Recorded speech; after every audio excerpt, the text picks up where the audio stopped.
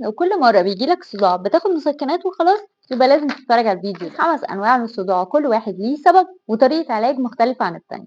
أول نوع صداع اللي بيجي في الراس من ورا، وده بيكون بسبب الضغط الشديد والتوتر، وأكتر حاجة بتهدي الجسم في وقتها وبتقلل التوتر هي تمارين التنفس ومساج للوش والرقبة. تاني نوع صداع اللي بيجي في الراس من فوق، وده بيكون بسبب الجفاف وقلة شرب المية. مهم نشرب مية كتير وناكل الأكلات اللي بترطب الجسم زي الخيار والخس، وناكل أكلات غنية بالبوتاسيوم زي الموز. تالت نوع صداع اللي بيجي في دوران الراس كله، وده بيكون بسبب الإرهاق وقلة النوم. أول ما هتريح جسمك وتنام كويس الصداع هيروح. رابع نوع صداع اللي بيجي حوالين العين وحوالين المناخير، وده بيكون مصاحب للجيوب الأنفية. خامس نوع صداع اللي بتحس بيه في عينيك أو فوق عينيك بالظبط، وده بيكون بسبب كترة التعرض للبلو لايت أو الضوء الأزرق اللي خارج من الموبايل أو اللابتوب. مهم إن أنت تريح عينك شوية من الشاشات أو تلبس النضارة اللي بتقلل الإفكت بتاع البلو لايت، بتقلل من البرايتنس بتاع الأجهزة. في نوع أخير للصداع بيجي في الرقبة من ورا، بنسبة كبيرة بيكون مشكلة في فقرات الرقبة أو في فقرات الظهر. مهم إن احنا نبقى عارفين إن الصداع عرض مش مرض،